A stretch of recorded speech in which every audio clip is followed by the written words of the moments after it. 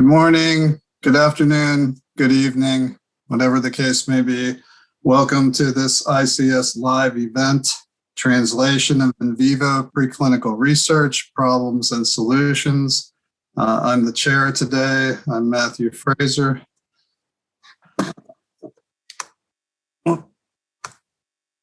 Why is my screen not working? There we go. All right. Yeah. So the outline for today's event is I will be handling general factors that affect translatability of preclinical results. Mitsuharu Yoshiyama from Japan will be talking about preclinical experimental design. And Phillip Smith, also from the US, will be talking about contrasts in urodynamics, the clinic versus the lab. Just to kick off my section here, I'm at Duke University, Veterans Affairs Medical Centers in North Carolina. And as a preface, I just wanted to get everybody on the same page about what the purpose of preclinical research is. And the term preclinical implies an intent toward translation as opposed to simply the larger umbrella of basic science, which may or may not be directed toward that end. And the goal is to develop therapeutic strategies for the treatment of human disease states. This does not require conditions of model preparation and measurements that are identical to human pathological conditions or measurements used clinically. Lots of important and pertinent information can be derived from, and quite frankly, it's for reasons that we'll discuss later, it's practically impossible to do a complete mimic. Anyway, it does, however, require that one both understand species-specific characteristics of their model and the processes and utilizes pharmacologically or physiologically sound methods to interrogate the model system. With that being said, we will move on. I have no disclosures regarding the content of this talk. The outline for my talk is as follows. I will give a brief evolutionary overview of the lower urinary tract. I will talk about species differences in anatomy, physiology, and pharmacology. These two topics are somewhat related. The third topic is kind of the odd man out as far as being unrelated to the first two, but nonetheless important, and that will be the inertia of less translatable approaches and interpretations of results. So the evolution of the lower urinary tract begins down here with the cloaca. Whoops, went wrong direction, sorry. And it actually took from the cloaca, there were three different divergent pathways. There was the false urinary bladder, which is present in some fish and is used for electrolyte regulation rather than storage of urine and release. There's the backwash urinary bladder of some reptiles, and this is basically, can be thought of as kind of a diverticulum of the cloaca, where the cloaca contracts and urine is forced back into the this diverticulum bladder, if you will. And then we get in the third direction that leads ultimately to a mammalian situation. We have an organization of actually a urogenital sinus within the cloaca.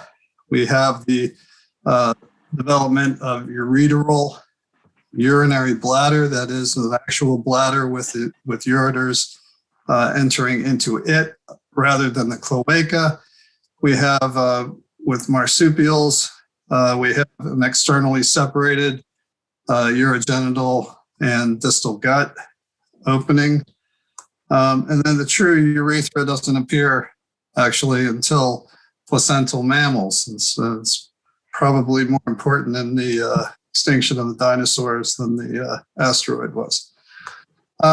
So my background is actually from age 6 to 2 years of graduate school. I was going to be a paleoanthropologist, and then elections have consequences, and the program that supported my stipend was eliminated.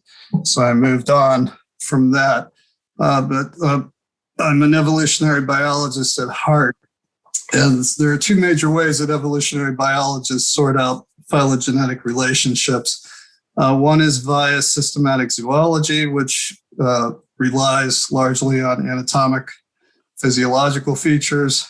And this is illustrated on this panel here, the use of a cladogram. The other is genomic analysis, which is illustrated on the right by this branching phylogenetic bush, if you will. Ultimately, both methods utilize the concept of these two things are more similar to each other than either are to a third. And so what I want you to notice here is the branch point. Over on this side are monotremes like the platypus, marsupials, and then from this point over, we have all the rest here are what are called therian or eutherian or placental mammals. Here's the same branch point on the genomic analysis. You can see as both of these types of analyses agree with groupings of primates in the peach-colored shading, and both of them agree with the groupings of the lagomorph and rodent grouping, clade on this side and genomic grouping cluster on this side. What you should also notice is that here at this nodal point indicates that these two groups are sister taxa. So lagomorphs and rodents are the sister group to primates, both types of analyses. This is in contrast to a further down node point where we have other readily recognizable mammals such as sheep, whales, horses, cats and dogs, lions, tigers, and bears.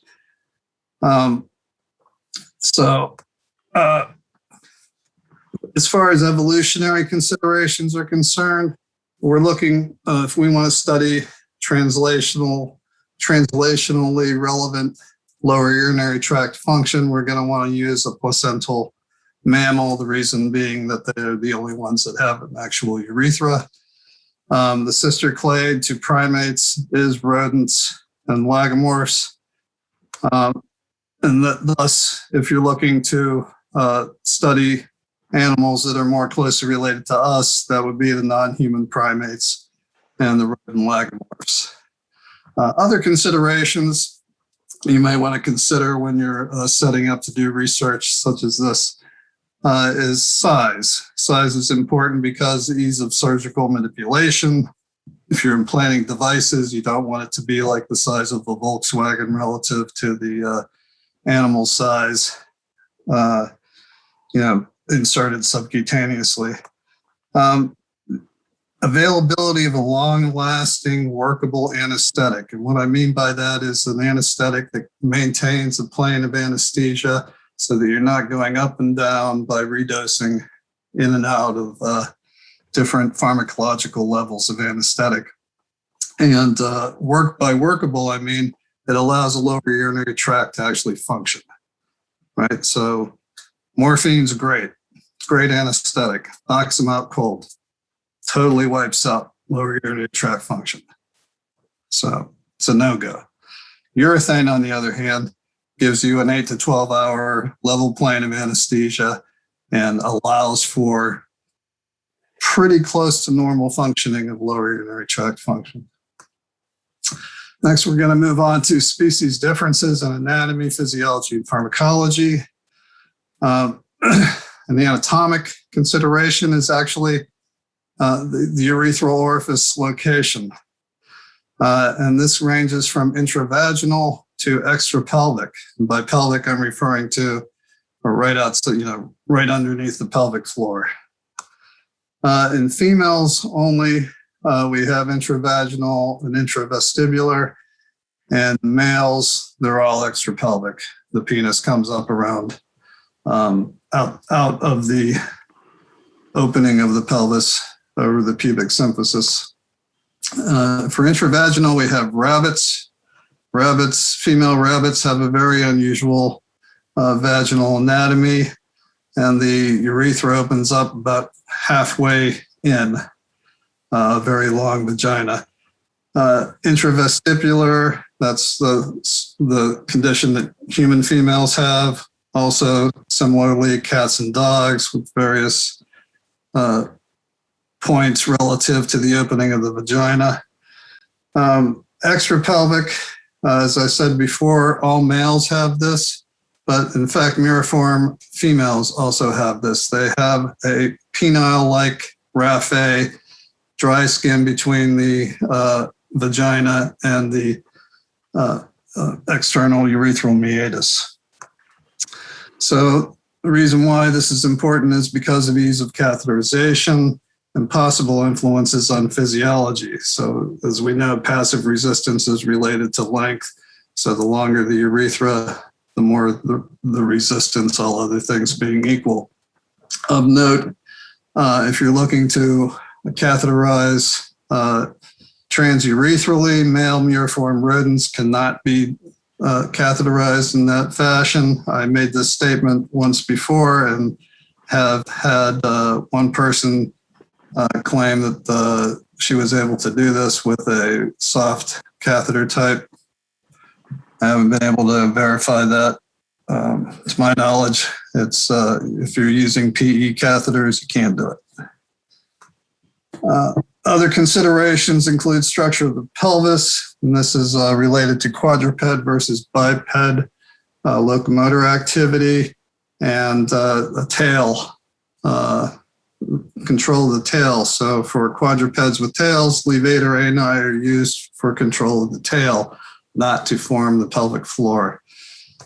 So here's a rat, and what you see here is this very elongate and flat pelvic girdle, similar to the cat, similar to the dog, similar to the monkey. Now, you will hear, and I have heard and argued with people who say, oh, well, monkeys are bipedal. This is not the case. Monkeys sometimes pick up stuff and run away on their hind legs, but I can make my dogs dance for an inordinately long period of time for a treat. That does not make them bipeds. This is the human pelvis. Humans are bipeds. Notice the bowl shape. Notice the coccyx is tucked in underneath. That's where the levator attaches to form the pelvic floor rather than to control a tail. Other considerations include cost, ease of handling, availability, ethics. I've put this diagram here with kind of a yin-yang, if you will, of ethical concerns versus cost, ease of handling. Rodents and rabbits, at least in the US, people are less bothered by working on rats and mice than they are working on primates. Also, companion animals will get people everywhere get their ire up. And primates are a big concern as far as cost and ethical concerns. So once again, rodents and rabbits seem to win this. And ethical considerations are coming to the forefront, especially in Europe. It's the animal rights movement is making it animal research more and more difficult.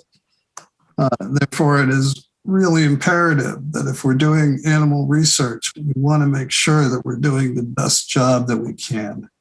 This is so important, okay? Because, okay. So other considerations, common usage in the literature. I did a back of an envelope PubMed literature search back in 2019 on various species with cystometry and urodynamics as keywords. And this is the breakdown of what I found, the number of publications. The rat turns out to be the winner by far, with more than 50% of all in vivo urodynamic papers that utilize non-human species being performed in rats. So there's kind of a historical aspect for using the rat. So we've gone over the summary. We want a eutherian mammal because of a urethra. The most closely related species are rodents and lagomorphs or primates, but for ethical reasons, probably going to, and cost reasons that we talked about earlier, you're going to err on the side of rodents because primates aren't bipeds anyway, so that argument is false. Urethral orifice location, structure of pelvis, just mentioned, and usage in literature. So far, muriform rodents seem like a very good choice, and that's what most of us use. But wait, what about dysynergic phasic striated sphincter activity during a void? And this is why it's important to know your model. Physiology matters. It turns out that rats, mice, and dogs demonstrate phasic external urethral sphincter activity during voiding. This is a figure from my lab, but these different phases were first described by Carlo Maggi in 1986. So as during a voiding contraction, the bladder contracts isovolumetrically. At a certain point, the outlet opens. This is opening pressure. You get phasic firing of, this is external urethral sphincter EMG activity. You can see tonic activity during the isovolumetric phase that increases. When the outlet opens, you get phasic firing of the striated sphincter, which results in what Maggi described as high frequency oscillations, pressure, and then the outlet closes. You're back to tonic sphincter activity, right? You get a closing pressure, all right? A couple of important things here. The pressure here is opening pressure. Pressure here is closing pressure, peak closing pressure. Voiding occurs here in between these HFOs, right? It's this line here. That's voiding pressure. It's not this. If you're looking at maximal bladder contraction amplitude during a void, it would be this peak, which is not even opening pressure. So Mitsu will cover that later. Anyway, to make a long story longer, dogs also do this. Phasic firing. Anybody that owns a dog that walks their dog knows this. Whenever their dog pees, the pelvic floor goes in and out. Okay. Sorry. Trying to go. It's not advancing. There we go. Well, not everybody agrees that other species also do this. It turns out that the guinea pig under urethane will not show phasic firing unless you irritate the bladder, and then it goes like gangbusters. So this is an example of a guinea pig showing phasic firing during a void under acetic acid and mild acetic acid infusion. All right, works like gangbusters, very robust. Similarly, the cat under alpha chlorelose, if the alpha chlorelose is not, if the cat is not heavily dosed with alpha chlorelose, you will also see phasic firing. And you see this in cats that are anesthetized as well. Anybody that's a cat owner knows that their cat finishes up with pelvic floor oscillations. So the ability to see phasic firing in some species may depend on anesthesia, the level of anesthesia, and or evocative conditions. And there's this notion that phasic firing is dysynergic. John Downey once told me everybody knows the rat's dysynergic way back when at a neuroscience meeting. And I'm here to tell you that's synergia for the rat. That's not dysynergia. That's important. This is a very simple mechanical experiment at a fluid-filled or fluid reservoir elevated, had tubing coming down in series with the tubing, had a siphon bulb. Tubing then was reduced to a PE50 that was draped over a clamp to a tension voiding collector on a tension transducer. Very simple experiment, mechanical experiment. So here is the natural flow through the resistance of the tubing. This is the inline pressure recording. This is the voided volume. Natural flow, you can see a very slow increase in volume that's gone through the system. I then grabbed the squeeze bulb. This is just artifact of that. Didn't affect the flow at all. And then I started squeezing at about 6 to 10 hertz. This enhanced the flow. I stopped squeezing, turned off the thing.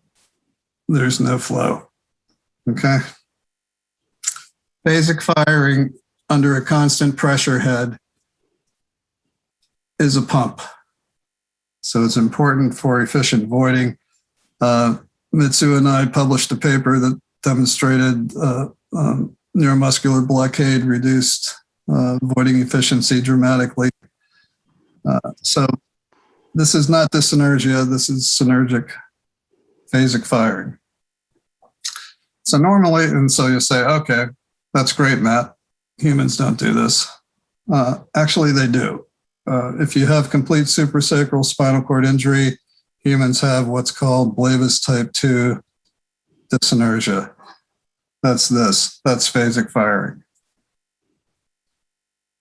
So it's important to consider the fact that your rodents or any other species that you use, depending on your conditions of anesthesia, may be phasically firing their sphincter, and this will affect voiding efficiency, especially if you're doing continuous open cystometry and as Mitsu will discuss, looking at functional bladder capacity. So it becomes important because things like drug treatments can affect this phasic firing. So we make the argument that single cystometrograms are more important for filling information than our continuous system CMG experiments, and that's what we use in the clinic, those of us who do clinical work. My favorite example is gabapentinoids. They decrease functional bladder capacity, that is intermicturition interval during continuous cystometry. But if you do a single cystometrogram, they dramatically increase true bladder capacity. But if you didn't do the single cystometrogram, it almost looked as if gabapentin or pregabalin causes bladder irritation. And alpha chlorulose, one of the reasons why people say, well, the cats are like humans. Well, alpha chlorulose, John Downey's group demonstrated that alpha chlorulose decreases phasic firing and tonic EUS activity in cats. And I showed you earlier phasic firing in a lightly anesthetized cat. So now we're going to switch entirely to species differences in pharmacology. So the bottom line here, because of time, is that, once you have an active drug, that drug, if you consider that to be a constant, right? Like fesitaridine is a constant, whether you use it in a human or a rat, right? Unfortunately, the human and the rat are the variables here. So the metabolism of the drug, the receptors for the drugs may be different, and they don't always share, species do not always share high degrees of sequence homology in their targets. While the active form Smith. of I'm chemical professor of entity surgery at remains a the University of constant, Connecticut, its targets may where I not. have a long-standing And by not accounting for urology this and urodynamic reality is practice, one of the reasons as for well as an translation NIH-funded failures in lab drug development. with interest And a in little bit of historical perspective. Prior to the Chinese hamster ovary cell transfection that is used for receptor screening, companies utilize animal tissues, mostly rats, in order to define a small molecule specificity. And this is very interesting for the beta-3s, which we all know and love. So the CL316243 compound was highly selective for rodent and rodent-specific, and it was developed in rodents. It also works in humans, but not as well as mirabegron, and part of the problem was availability. Mirabegron, on the other hand, is highly selective and human-specific. Also works in rats, but not so well. This is not to say that their side effects, if present, and the effects of metabolites and breakdown are the same, right? They can all vary independently. The NK1 story, the rat specific NK1 antagonist has a 5 times higher affinity for rat than the human. And so what you end up with is a scenario here where you have a drug-like chemical library, you go to animal tissue screening, you do your preclinical studies in that same animal, and you go back and you further refine in this cycle until you get something that's really works well. You go to clinical trial in humans and it doesn't work. Okay. So you may also have the opposite problem, screening with human receptors, but then you want to do preclinical testing. A good example of this is a TRPV1 receptor, which vanilloids don't work at all in rabbits, right? One amino acid in the pore difference, and vanilloids don't work. Your rabbit can eat a habanero pepper with no problem. As far as NK1 antagonists are concerned, the rat-specific drug or the human-specific drug is 70 times higher affinity for human than the rat. So going to a rat for a preclinical model for this drug is not a good option. And then you have this scenario here. Once again, drug-like chemical library, this time screening with human receptors, go to preclinical studies in animals and it fails. And importantly, one has little idea of species differences in response to target actions of the API or metabolism of any given molecule. And different metabolites may be pharmacologically active at different sites and so on. So a different strategy might be to use animal models, species-specific molecules as a mechanism of action proof of concept, right? And then develop the human-specific molecule to go into the human. And in this regard, testing in multiple species for the proof of concept is preferable. And here you have a drug-like chemical library, animal tissue screening, preclinical studies in the same animal, go back, further refine. You now move on to a drug-like chemical library with human receptor screening. You may go into preclinical studies and hopefully selecting a species that you know has similar pharmacology, and then you go to clinical trial in humans. Just a thought. Species difference summary. Model species should be based on degree of evolutionary relatedness, similarities in anatomy, size limitations, methodology. May utilize species-specific pharmacological tools. You can also add the criterion of molecular level homology requirements for specific therapeutic targets if you're going to use the latter strategy. Accurately modeling diseases with known etiologies is much easier than accurately modeling symptom-based syndromes. Chris Fry at an ICIRS impressively stated that you tell us what your disease is, we'll build you a model for it. To paraphrase. Many different pathophysiological perturbations can result in identical functional outcomes, right? So there are, just with 4 different parameters of lower urinary tract function, there are 23 different subphenotypes that will give an overactive bladder phenotype, symptom phenotype. Physiology-based rather than symptom-based clinical research is necessary to define pathophysiological phenotypes, which can then be modeled more accurately in non-human laboratory species. I know Phil has issues with that statement, but more on that later. This would require revamping clinical urodynamic practices. And here's an important caveat. You know, a lot of therapeutic development is driven by industry, and the concept of personalized or precision or targeted therapies is not very popular for benign diseases as it is for oncologic things. It's for industry. NIH has become more interested in it, but we'll see whether that catches on. The bottom line is, you know, you can't charge people as much money to make them feel less urgency than you can for them not dying. And now we're going to move on to inertia of poor practices, for lack of better words.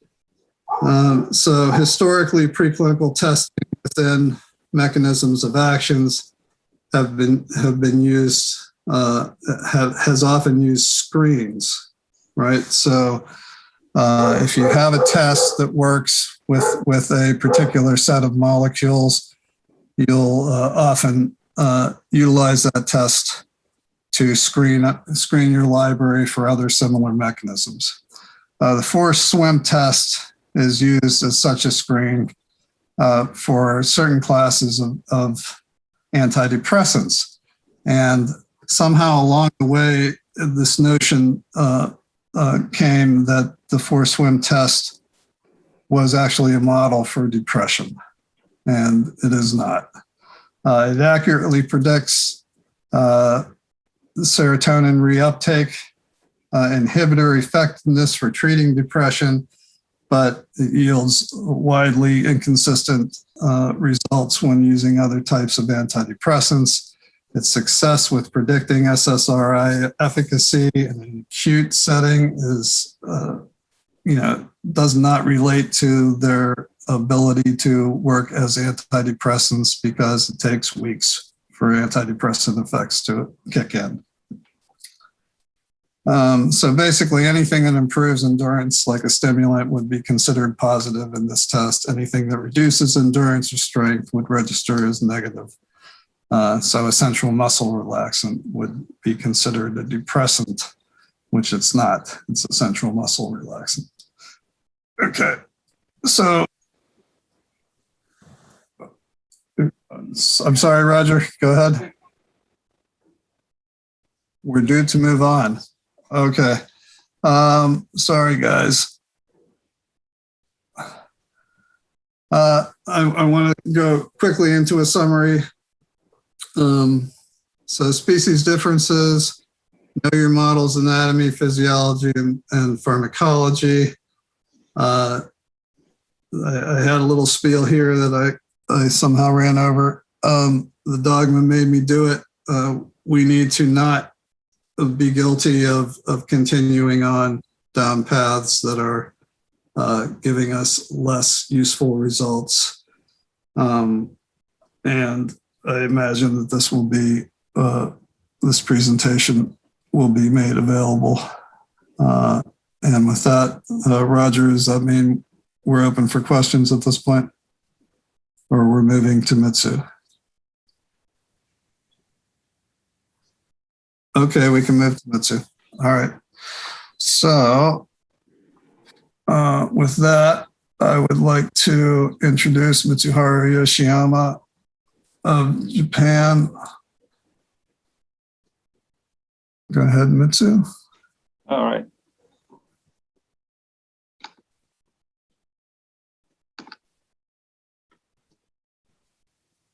Okay. Yep. Can I start? Okay, yeah.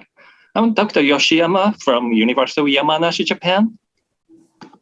I have nothing to disclose.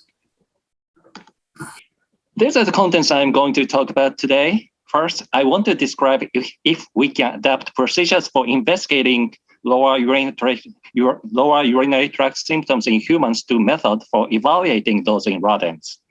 Second, I will discuss issues we have to pay attention to when designing and conducting experiments in rodents. In addition, significant differences in the species and sex in rodent systematic studies will be revealed. Sometimes discrepancy between animals and humans in research outcome is attributable to the species difference. Meanwhile, there are many common physiological activities both humans and animals present. We are aware that sometimes there are conclusions led from inadequately conducted and analyzed experimental data.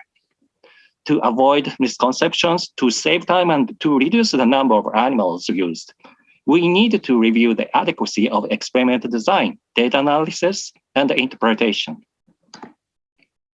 Frequency volume chart and urodynamic testing are useful for evaluating efficacy of compounds in drug development for lower urinary tract dysfunction, as well as for making diagnosis. Frequency volume chart correctly filled in by a patient would give important information necessary for determining if he or she is suffering from overactive bladder. As a substitute for a frequency volume chart, experiments using metabolism cage may be conducted in rodents to collect this information that can be obtained from a patient. It tells you exactly what time each episode, such as micturition or drinking water, was executed, how much urine volume was released, and how much water was drank by the animal. Metabolism case experiment also tells voiding duration and flow rate. This table compares information from human frequency volume chart with those from rodent metabolism cage. In human, voiding duration and flow rate can be measured by uroflowmetry. On the other hand, in rodents, there is no procedure to determine if urine in small volume is released as voluntary voiding or urine leak. Needless to say, we are unable to judge if the animal senses urinary urgency. Is there any manner to know it when animals present behavior indicative of urgency? Here's the one we tested in our past study. Vesicular nucleotide transporter, VNAT, is abundantly expressed in the bladder urothelium and associated with ATP release. In metabolism case experiment, we found that VNAT knockout mice have higher urinary frequency and release much smaller voiding volume compared with wild type. We employed a different size of container for voiding spot assay to detect unique behavior indicative of urgency. In small container, both knockout and wild type mice urinated mostly at the corner of the container. However, in large container, the knockout mice urinated out of corners more frequently. It seemed that knockout failed to hold urination before reaching toilet on the corner. I need to mention that VNAT knockout mice do not have locomotion disorder. However, there's a limitation in interpretation of the result. This study was conducted using male mice. Male mice regulate micturition behavior based on context and social rank, while dominant mouse leaves small urine marks all over the area as territorial behavior. Subordinate mouse releases larger urine volume at the corner of the area. So, therefore, it is possible that deficiency of VNAT may cause dominant behavior as its phenotype. Further validation is necessary to determine if this tool is useful for examining urgency behavior in mice. Urodynamic testing in human evaluates intravesical pressure change and uroflow rate. In addition, by verbal communication with the person, it is possible to determine fast desire, normal desire, and strong desire to void, those of which are unable to be evaluated in animals. These cystometric parameters can be evaluated in both human and rodent. Question is, which desire to void in human is relative to bladder capacity in animal? Furthermore, in animals, what is the difference between conscious voiding and reflex micturition? In rodent, cystometry is performed under either state of consciousness as indicated. Awake condition is physiologic, therefore many investigators appreciate its use.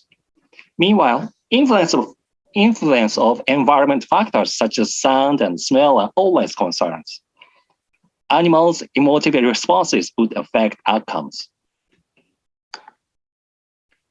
It has been reported that olfactory exposure to male experimenters causes stress and analgesia in rodents. Urethane is the most common anesthesia for rodent cystometry because of its convenience and stability. However, its pharmacological and physiological interactions are always concerns when using not only urethane but also any anesthetics. We have to keep it in mind that any anesthetic exerts its effect by facilitating the inhibitory, suppressing the excitatory, or affecting both systems. Urethane interacts with TRPV1. Under conscious conditions, there was no difference between TRPV1 knockout and wild type in intercontraction interval, which is associated with functional bladder capacity. However, under urethane anesthetized conditions, the knockout mice had great,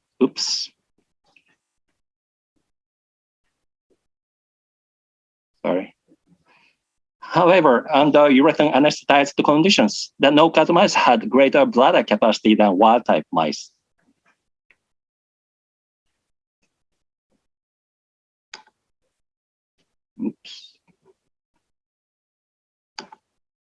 Urethane also interacts with tachykinin. It knocked down the bladder activity in neurokinin 2 knockout mice. MK1 and NMDA receptor antagonist markedly suppressed bladder contraction amplitude in urethane anesthetized rats, whereas it did not change the variable in decerebrate unanesthetized rat. Decerebrate unanesthetized model is useful in examining reflex activity of bladder and the urethra without anesthetic influence. Challenging surgical procedure may require extra training and experience in technique. Some people may say that it is pathologic model. However, since the brainstem, including periaqueductile gray and the pontine micturition center, spinal cord and peripheral nervous systems are intact, reflex micturition is well preserved under unanesthetized conditions. Pros and cons of these experimental models are summarized in our recent paper, which has been published in Neurourology and Urodynamics. Continuous infusion cystometry is widely used by many investigators. In the following topics, misconceptions and mistakes that many researchers would fall into will be discussed. Firstly, it is about the interpretation of functional bladder capacity and true bladder capacity. This is one example which was actually found in my past study. Increasing dosage of MK21 decreased the intercontraction interval and bladder contraction amplitude. According to this cystometry recording, do you conclude that MK21 is excitatory in afferent signal processing? Well, after single filling cystometry, I found that true bladder capacity and post-void residual volume are increased, but functional bladder capacity was decreased. So, actual answer is MK21 causes inhibition in the bladder afferent and efferent signalings, and inhibition in the external urethral sphincter EMG activity. So interval between consecutive contractions only indicate functional bladder capacity. Here's another example that occurred during experiment. Under urethral anesthetized conditions, intercontraction interval would slowly increase because the anesthetic effect is gradually wearing off as experiment time passes. Some investigators may falsely consider that this change was produced by the given compound or drug, but that could be wrong. It is necessary to perform time-matched controls and compare between the two groups. The next topic is about the impact of infusion rate. Infusion rate does influence intravesical pressure. MVP, maximum voiding pressure, CPP, closing peak pressure, are parameters which Dr. Fraser defined as opening pressure and closing pressure, respectively.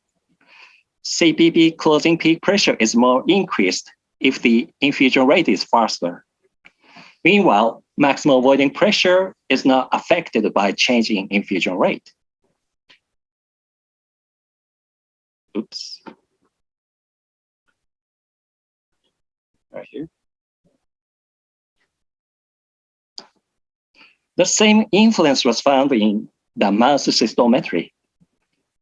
The results suggest following mechanisms. The resistance of the filling and recording catheter affect the pressure baseline during filling. The top-down contraction of the bladder dome causes occlusion to the catheter tip during the bladder filling and recording. Closing peak pressure is greatly affected by infusion rate when post-void residual volume is small. That is, voiding efficiency is high and likely to be under unanesthetized conditions.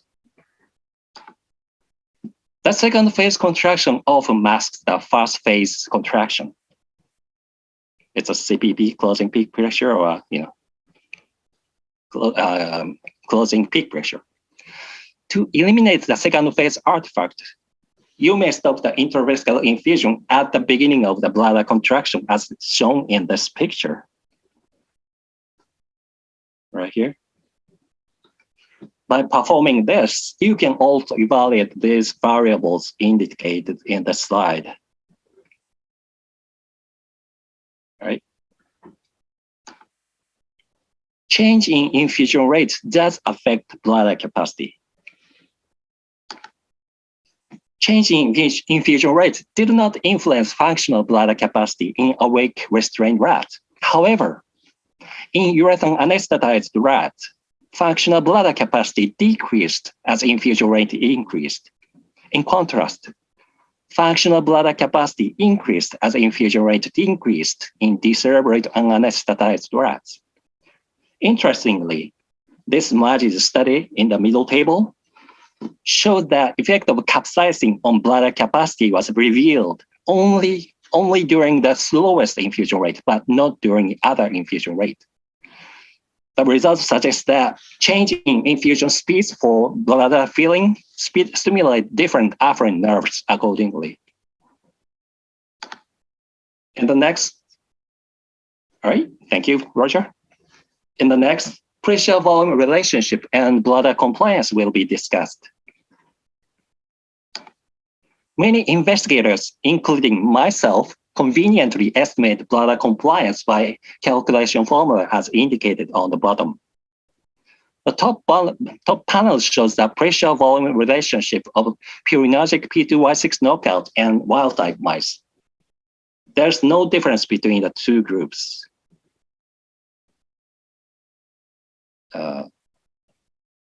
This graph, all right. Both panels show bladder compliance and volume relationship of the same animal groups, revealing the same trend in these groups. This one.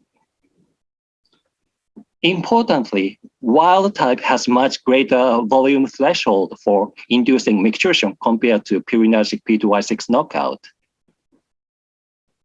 This one. Therefore, using conventional manner, bladder compliance P2Y6 knockout becomes smaller than that of wild type as a conclusion. You see that these two analyses contradict each other, don't you? It is obvious that to interpret and understand the result better, pressure-volume relationship is more suitable for analysis. Single filling cystometry may be more relevant to human urodynamic testing than continuous infusion cystometry. Single filling cystometry allows to evaluate these cystometric variables indicated in this slide. If conducting cystometry in multiple times, you need to pay the utmost attention to maneuver to empty the bladder when measuring post-void residuals. Negative pressure through the bladder catheter would sac the urothelium, which would affect the result of the following recording. Manually expressing the residual fluid out of the bladder may also damage the bladder mucosa. Pros and cons of different experimental approaches, comparison between single fill and continuous fill cystometry, as well as between transurethral and transvesical catheterizations are also summarized in our recent paper. Which kind of rodent, rat or mouse used for experiments is also important. This slide shows bladder and external urethral sphincter EMG activity in a female rat. Micturition occurs after opening pressure and during the phase 2. Please notice the high-frequency bladder pressure oscillation during voiding. On the other hand, in a female mouse, micturition starts before the maximal voiding pressure. All right. Please note that high-frequency bladder pressure oscillations in mouse is not as remarkable as those in rat. Many studies have been conducted using either female or male of animal. Difference in sex, however, significantly influences experiment outcomes. The greatest difference between female and male is found in sphincter EMG activity. This slide shows the bladder and the external urethral sphincter EMG activity in a female mouse. The sphincter EMG activity stays in voltage ranging from minus 300 to 300 microvolts. On the other hand, male mice present much higher peak activity of sphincter EMG. In anatomy, male has remarkably thicker and greater external urethral sphincter, which explains why the electrical peak activity is higher in male. How about bladder response to acetic acid irritation? Upper panel shows a typical bladder activity during continuous infusion infusion cystometry in a female mouse. Then, acetic acid infusion to the bladder causes hyperreflexia with markedly decreased intercontraction interval. All right. However, in the male mouse, acetic acid infusion to the bladder produces just a little change in intercontraction interval. These experiments indicate that female bladder is more vulnerable to acute acid irritation. Relationship between intercontraction interval, which can be substituted for functional bladder capacity, and maximal voiding pressure was examined. While male mice presented significant relationship between the two variables, female mice did not show it.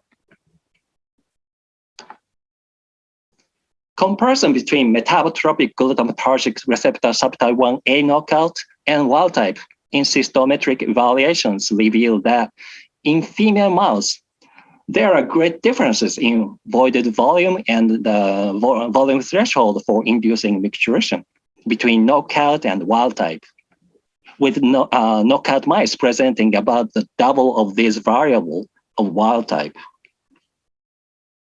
All right. In males, there are differences in these variables, but they are much smaller differences.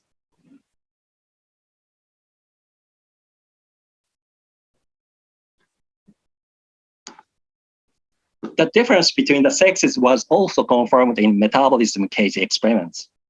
As shown in these graphs, female knockout mice released greater urine volume at each micturition and less frequently voided per day than wild type. All right. In the male, however, there are no differences between knockout and wild type in these variables. Right here. So sex difference does influence the outcome. In conclusions, major limitation in experiments using animal is that there is no manner to detect the animal's desire to avoid sense of urine leak or urgency. State of consciousness or anesthesia does affect the experimental outcomes. When analyzing data, it is essential to understand better what each systometry variable suggests. Difference in experimental design, such as infusion rates, species, and sex used, may lead to different outcomes. Conducting multiple approaches and integrating outcomes may help reach right answer. Thank you.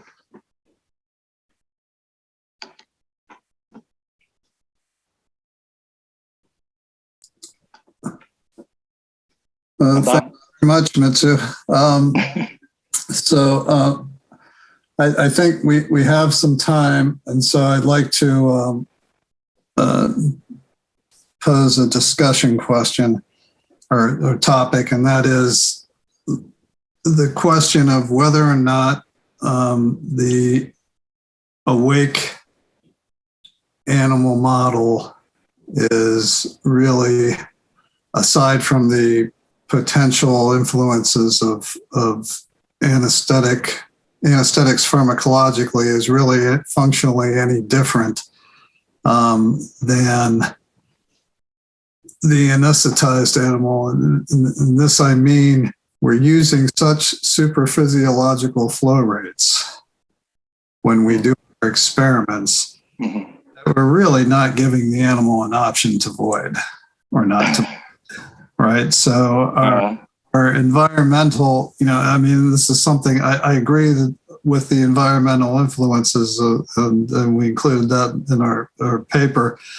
But basically, we are really driving that system, even in the conscious animal, to a reflex micturition system, right? So I think that's an important concept to get across, especially when we're talking about. So, decerebrate, when people are saying, well, I prefer the conscious animal over decerebrate because, there's conscious control going on, and my not really.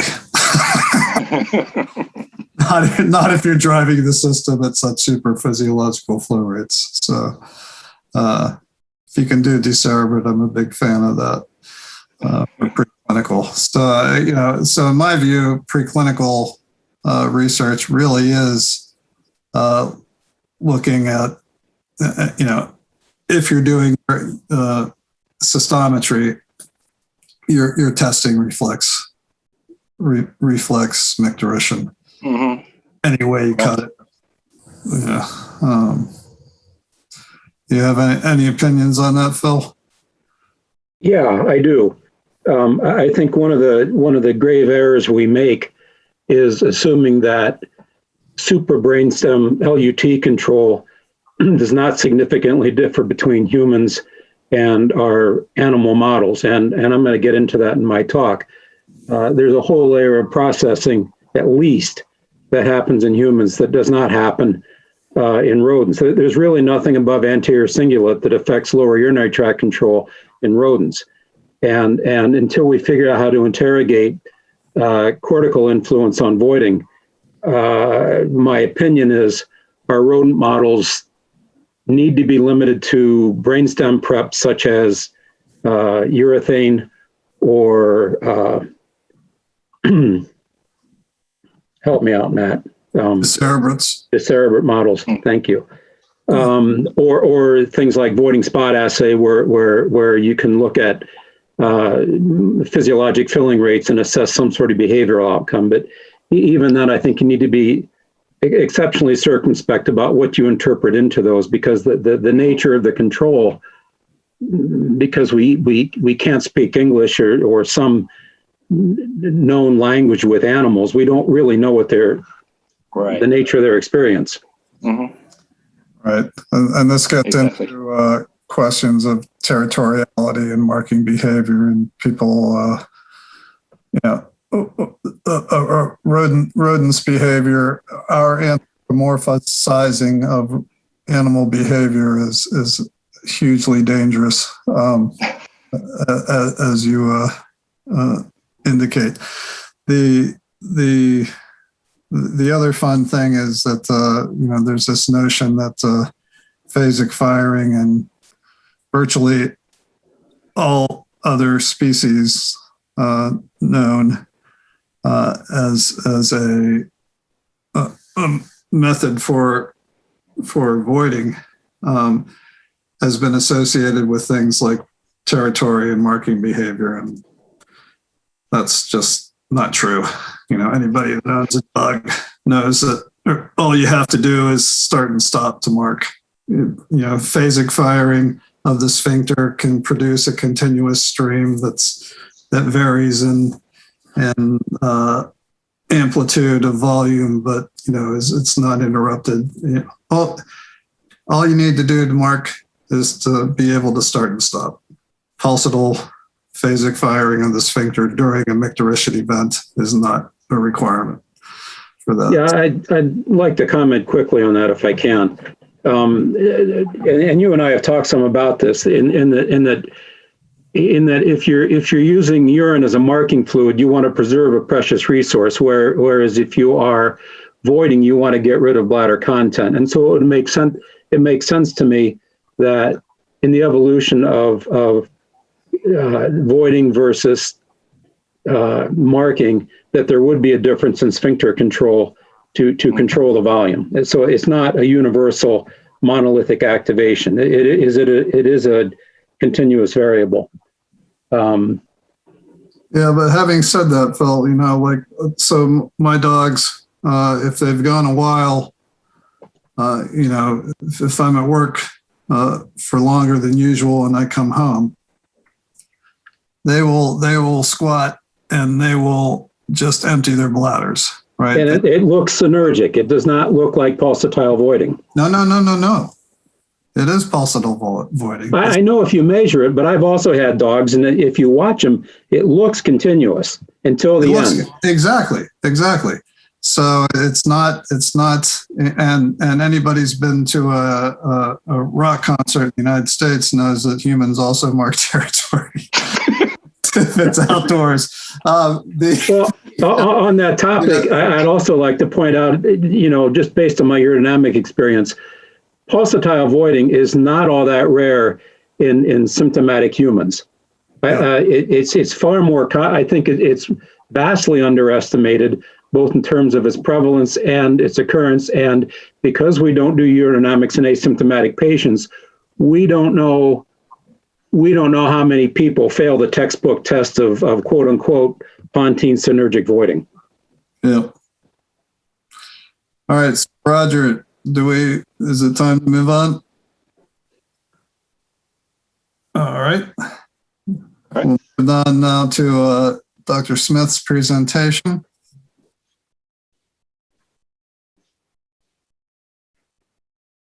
My name is Phillip Smith. I'm a professor of surgery at the University of Connecticut, where I have a longstanding female urology and urodynamic practice, as well as an NIH-funded lab with interest in the aging bladder and bladder control physiology. My goal today is to present to you contrast in urodynamics, the clinic versus the laboratory. I have no conflicts of interest to disclose. Now, to get started, we typically think of cystometry as measuring outputs that can be derived from the bladder spheroid, such as pressures as a function of volume, for example, the compliance curve, or more involved calculations comparing, for example, the bladder output relationship versus the urethral resistance relationship to reach some sort of quantification of the adequacy of voiding and the bladder outlet. However, possibly more important than these outputs is how is the system controlled? And the system control is predicated on volume-derived sensory information. This has been shown only to be an indirect function of volume. Pressure is also involved, and while the total neural signal from the bladder is well approximated by the product of pressure and volume, it is best approximated as a function of wall stress or tension normalized to bladder wall thickness. So proceeding from the idea that sensory nerve activity is driven by wall stress, we find that information about bladder volume relates to bladder wall biomechanics. During urine storage, when the bladder is held in a low pressure state, volume becomes the dominant variable driving the afferent activity. And during voiding, when the bladder is pressurized, pressure is the driving variable, allowing volume to decrease to very low levels. So the other thing to think about is that since transmission of this data is not a continuous function, rather it depends upon the activation of individual and discrete neurons and how many spikes there are, what's the total number of spikes, what's the area under the curve. To some degree, the fidelity of the signal is like the fidelity of a digital signal. This type of information is generally called Shannon information after the computer scientist who first described it, and it is an excellent way using very little bandwidth to describe highly accurate quantitative information. However, it cannot carry any information about syntax or semantics, and therefore brainstem is not informed about what the volume actually means. It's strictly a quantitative signal. Measuring the brainstem bladder reflex loop is principally what we do when we conduct cystometry under urethane anesthetic, which blocks transthalamic neural transmission, or decerebrate models. These models are very useful when this loop itself is the subject of study, such as when you want to see how robust the loop is or what are the determinants of the threshold for switching between voiding and storage state. Now, obviously, human beings don't operate strictly off of a brainstem reflex, and intact animals are able to modulate that brainstem reflex. And here's where the idea of cortical override of the bladder brainstem reflex comes into play. This can be assessed, for example, in human beings using awake cystometry and in animals. Metabolic cages, clam systems, voiding spot assays, all these things utilize the awake animal to gain some sort of understanding about what is the cortical override provided to the bladder brainstem reflex. What we're left with is a model in which there is a cognitive decision tree that's cortical that can override and interact with the brainstem reflex driven by volume-driven data. And this cognitive decision tree is based upon environment, aging, health status, genetics, and I'm sure a variety of other factors. Interestingly, this relationship of the data stream to the brainstem reflex is not fixed. We've shown, others have shown, and there is supportive data from a variety of contexts, and it makes sense when you think about it, that the sympathetic influence over the detrusor during filling means that detrusor tensions generated by volume can be modulated, thereby allowing brainstem to modulate its own input about bladder wall stresses. Now, in the individual animal or among species or an individual situation, can this be used to change the slope of the relationship of afferent nerve activity to wall stresses, or does it change the y-intercept, or perhaps both? Remains an unanswered question. However, this adjustable detrusor tonus via sympathetic nervous system and possibly parasympathetic nervous system does offer an adaptive feedback loop that can be used by the animal to potentially modulate what the brain is informed about what's in the bladder. This is a generic mammalian control system as it's observed in mice, rats, cats, and other animal models. And the point of this is that the switching point, as shown in the lower right-hand corner, can be moved left and right, or up and down, if you will. But it doesn't really change the fundamental relationship of afferent activity to the switching. All it's doing is changing the relationship of volume to the amount of afferent activity. Now, in the non-humans, when we consider urine storage versus voiding, we can think about this adaptive bladder brainstem control loop. And we can also think about the cortical override and what are the behavioral responses. For example, voiding in the corners to mark territory, especially, for example, in male mice. These are probably inborn reflexes. Mommy mice probably don't have to teach their little boys how to mark the territory. Mice are born knowing how to do this. This probably is in contrast somewhat to the learned continence in domesticated animals. Whether or not non-domesticated animals learn a sense of continence is a question I don't know the answer for. But I think it's safe to assume that even in domesticates, that this learned continence is a rather fixed behavior, that when a threshold of bladder sensation is achieved, the animal knows it needs to ask for time to go pee. There's really no perception, gee, my bladder is full, what will happen if I don't empty my bladder now versus what happens if I postpone it. It's a learned reflex. Humans are different. And I proceed from the fundamental postulate that humans are uniquely sapient and conscious, meaning we know we exist, we know we have an existence independent of our surrounding world, and we're able to adjust our perceptions of that existence to meet adaptive biologic needs. And so the key question then really is, what is the origin of consciousness? Because our consciousness determines how we perceive ourselves relative to our environment. A rather simplistic model, and I think this is consistent with what is certainly taught to our residents, and I imagine as a standard textbook model, is sensory stimulation, for example, from the bladder, sends a signal to the brainstem. The brainstem relays that information to the preconscious cortical processes, for example, in the right insular anterior cingulated gyrus. These signals are integrated with things such as memory and emotion to generate a perception of bladder volume. Cognitive decisions are reached, and therefore the adequacy of cognition comes into play.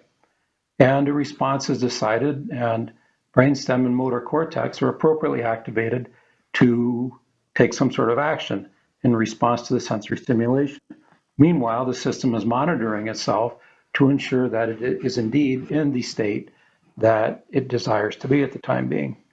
The problem with this rather simplistic model is that I believe that if this were really true, human urodynamics would be really no different than awake animal cystometry, with the addition that the animal in question, the human or the mouse, would be able to report sensations and announce the impending action. My bladder's getting full, I think I'm going to have to pee in a couple minutes. I also think that this is a necessary formulation if we're going to entertain the idea of quote-unquote urodynamic questions, as has been proposed for human urodynamics. And this then would also imply that diagnostic, prognostic, and therapeutic implications of urodynamic findings could be directly inferred from urodynamic findings. The problem with the simplistic model is that after more than a century of development, this model really hasn't resulted in truly effective, universal, and well-tolerated therapies for many symptomatic complexes. Second, there's a lack of correlation of perceptions to objective urodynamic findings. We've all heard Jerry Blavis say the bladder is an unreliable witness. This goes back at least as far as Turner Warwick's introduction of video urodynamics in 1970. Neil Resnick pointed this out in abstract form in 1995.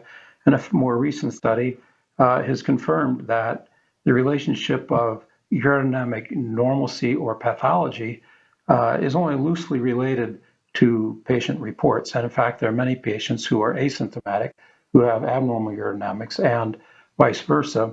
Normal urodynamics can exist in highly symptomatic patients.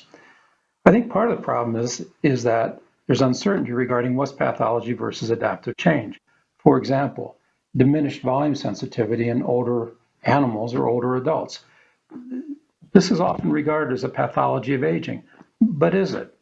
Perhaps one explanation could be that the aging bladder has to fill to a larger volume to optimize the Frank-Starling behavior of the muscle, and therefore loss of volume sensitivity could serve as an adaptive function. So how much we see, especially in older animals or older humans, is adaptive versus pathologic, I think is often disregarded and underappreciated. And then finally, we get into an area that I think is poorly understood, especially in the world of bladder control, and that is evidence that cognition and perception is a fluid, adaptive process, and it's subject to both feed-forward and feedback control. Bladder continence and continence control is based on semantic information. In other words, what is the continuous and context-dependent information that the conscious brain or conscious processes understand about what's in the bladder? And it's not strictly a function of the relatively digital Shannon information type input from the bladder or the brainstem. Humans are somewhat unique, and in fact, they are unique. And this is one model that's been proposed, and there are several models that are consistent with this, that all mammals seem to monitor what's going on. Information comes to the sensory cortex, associative cortex, and motor cortex make decisions and generate motor algorithms to execute desired actions, and these actions are monitored again by the sensory areas to ensure that a desired output is achieved. This implies a one-way loop. However, humans, because of the relative dominance of the associated areas and motor areas in our brains, are thought to have a feedback loop between the sensory areas and the motor associative areas that allows motor and associative processing to influence how the sensory cortex is receiving and processing incoming information. In other words, there's a feedback loop that to some degree allows a feed-forward conditioning of the sensory information upon which cognitive processes act. Very simply put, to another degree, cognitive processes affecting decisions about urine storage and voiding know to some degree what they want to know about the bladder. One way of formulating this process is to go back to our previous diagram, and instead of learned cognitive decision trees, we have adaptive cognitive decision trees in which expectations based on what's have been learned in the past are being constantly compared against the real-time sensory experience being delivered by the viscera and the soma. And as long as these two perfectly align, which they almost never will, there would be no sense of consciousness, no sense of existence. However, there always is some disconnect, and this degree of disconnect probably, or is thought to, be responsible for the generation of consciousness. This also then feeds back on the brainstem bladder reflex to help control that. And so now we have at least two feedback loops involved. We have this generation of consciousness, this generation of a sense that you have to pee, or this sense of urgency, or the sense of not being able to empty your bladder well, is a cognitive process that's affecting the brainstem bladder reflex loop. And so really this crossover between when you decide to void versus when you decide to pee is very fluid and mobile. So it's not just a matter of the afferent data stream and a y-intercept or a slope. It's also what do you do with that data once you get this? And this is a uniquely human experience. So let's summarize these. In non-human urodynamics, for example, rodent cystometry, we have the capacity to generate robust physiologic data. I will note it's very dependent upon setup, how rapidly you infuse the fluid, what size catheters you use, what sort of anesthetic you use, how much anesthetic you use, how long do you wait between injecting urethane and starting your bladder filling? Do you allow rest? Do you do pullbacks? All these are technical factors which influence your results, and you have to define these up front. Once this is defined and you understand what your model can tell you, you can determine average performance over multiple cycles. And because you can do that, you can determine the impact of perturbations. For example, the impact of various drug manipulations, tissue damage, or time and aging. However, this kind of data must be hypothesis driven. If you don't start with a hypothesis, you can't set up a model that you can understand, for example. It also doesn't allow you to model human perception and cognitive processes. This tells you what happens in a relatively simple state if you decide to model something more than the bladder brainstem reflex. What we can do in animal models is you can model filling control. For example, what's the volume sensitivity? What are the bladder wall biomechanics? What are the determinants of bladder wall biomechanics as regards tissue construction and brainstem influence? What are the voiding controls? Where are the switching thresholds? What are the switching thresholds? How robust are these switching thresholds? And what are the pressure flow dynamics? What non-human urodynamic studies cannot address is the human experience of perception. And therefore, animal studies cannot directly model human symptom complexes such as overactive bladder, underactive bladder, and types of incontinence. This is a common error and one that I feel very strongly is an inappropriate use of animal models. Human urodynamics, on the other hand, typically we only look at 1 or 2 observed cycles, maybe 3 at the most, but more often 1 or 2 observed cycles. It has the advantage of mirroring the human bladder experience. We fill the bladder up, we see what the patient perceives, we talk to the patient about what he perceives. And just like voiding in any other circumstance, it's a very subjective experience for the patient and any observers who might be present. It depends upon cognitive performance on many, many levels, both the pre-conscious generation of perceptions, but also the very conscious reality of, for example, the shy bladder. And there's a lot of emotional content. If you know it's going to burn when you pee, your avoiding is going to be different, even if everything else is the same, if you believe that it's going to burn when you pee. What human urodynamics cannot do is provide highly repeatable, robust physiologic data. It's a report of an experience. Therefore, human urodynamics have to be, by their very nature, descriptive and at best hypothesis generating. We can ask questions such as what are the storage conditions? What are the volume associated pressures?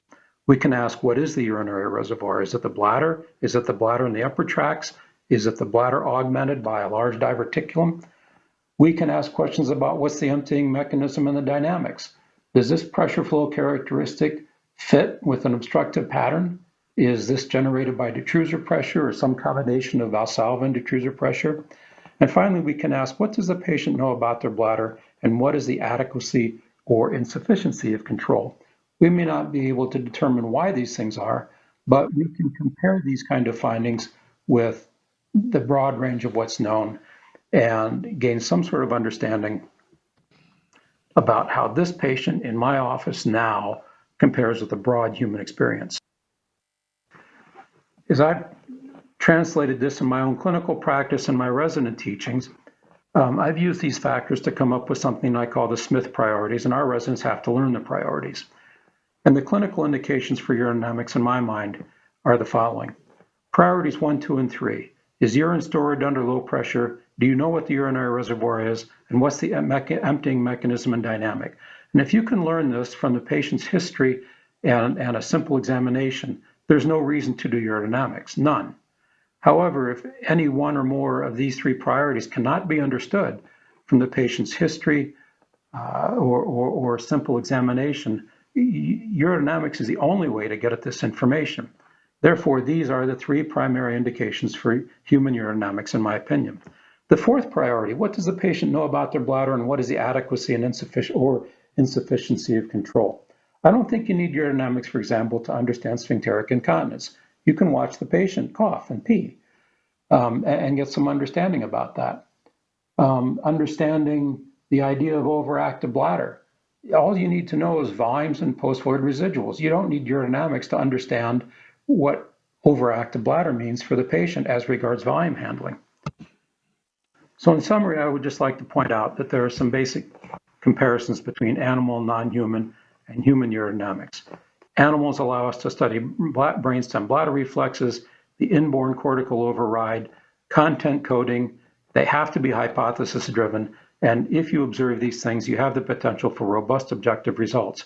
Human urodynamics, on the understand, is strictly assessing the response to perceptions, which is a uniquely human experience. It has systemic significance regarding volume management. It assays continuous contextual or semantic information, not the content Shannon information. It allows discovery and hypothesis generation, but it cannot be hypothesis testing as such. And it's interpretive and therefore can be explorative. The downside of animal-human data is it can't be used to assess perceptions and symptoms that are applicable to the human condition. There is always a temptation to use animal urodynamics to explore a situation, which leads to overanalysis. And I get this all the time from my colleagues in other laboratories at UConn. Can't you come up with an index that tells me how well the lower urinary tract system works? And I'm like, no, I can't. You need to tell me, what is it that you want to know about? Are you interested in contractility? Are you interested in knowing what is the state switching occurs, how your treatment or your experimental model affects these things? But I can't give you an index. The downsides of human urodynamics is it is by its very nature highly individualized and cannot be objectivized. It requires subjective interpretation, which means, as the ICS has pointed out, it requires that the urodynamicist is present and conducts the study. And finally, there is the temptation to use this data that looks like it's objective data to make objective conclusions, which, in my opinion, is not possible. It's just one more feature that uses some scientific-like information to help us engage in the art of diagnosis our symptomatic patients. That ends my presentation. Thank you very much for your attention. Thank you, Phil. That was great. So I would add to this, and we have discussed this before, so the breaking off of the conscious and the brains, periphery to brainstem reflex pathways.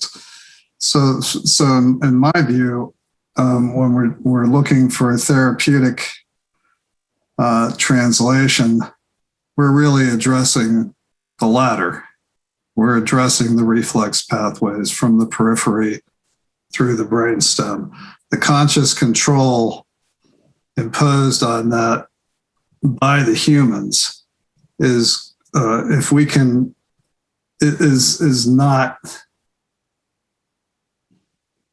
really what we are after in therapeutic development, because it's too global. Right, it's perception of everything. Well, I think the issue with therapeutic development has been the focus on hard physiology and a disregard for suprathalamic processes.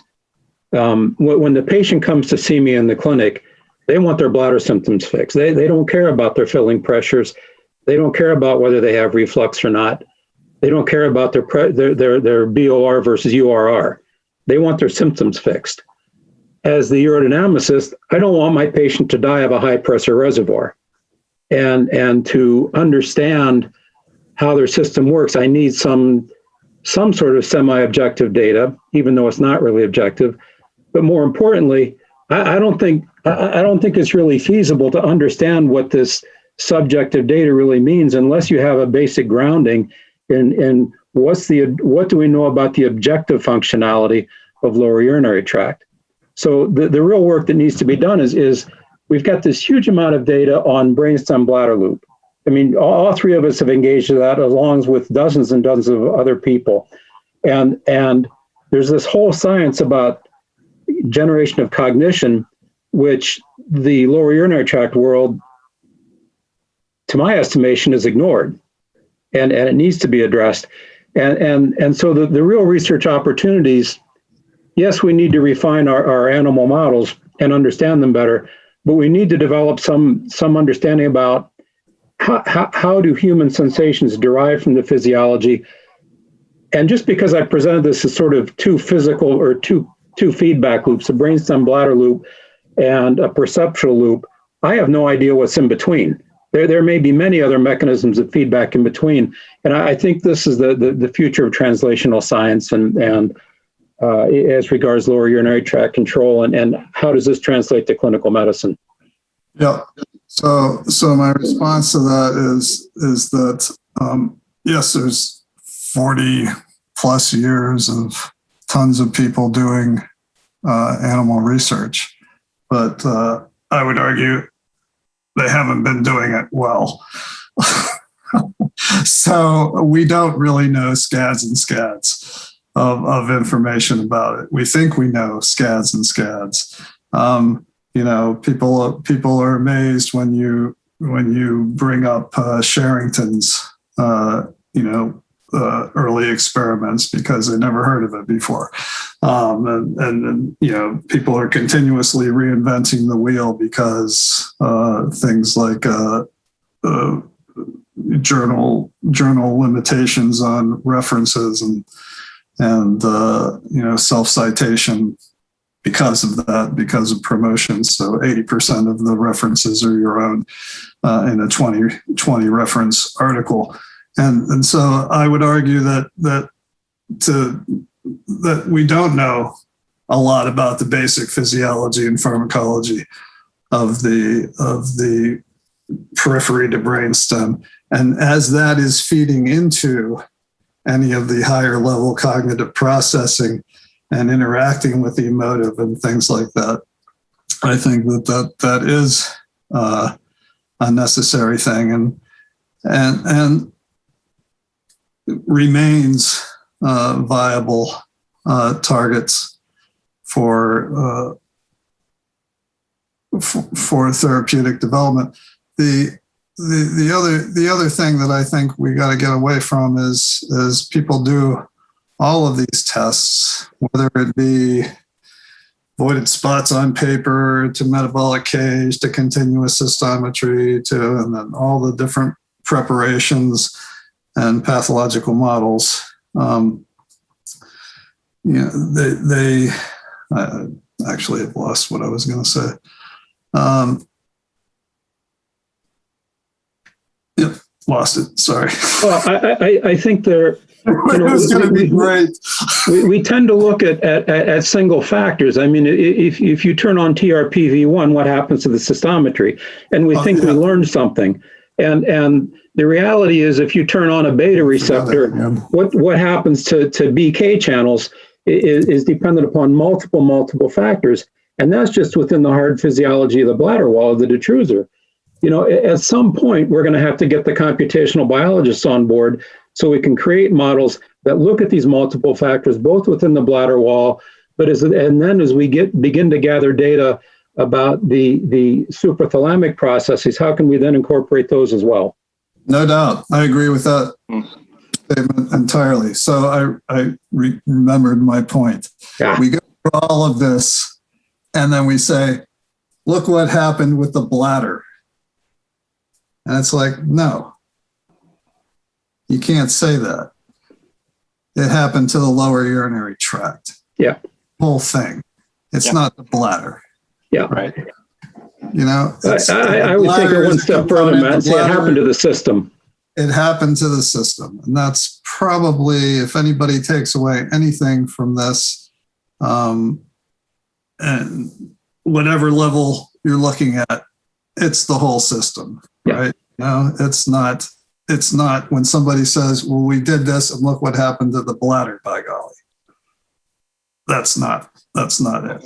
you know what's going to happen now is none of us will get another paper published because reviewer number 3 is always going to say, why didn't you address the system? Well, then we just got to make sure we address the system. Anybody else have any comments? Nope. All right. Well, I want to thank everybody for attending. I thoroughly enjoyed it. I hope you did too. And I look forward to any comments and questions that show up in the future. All right. Thank you. Roger.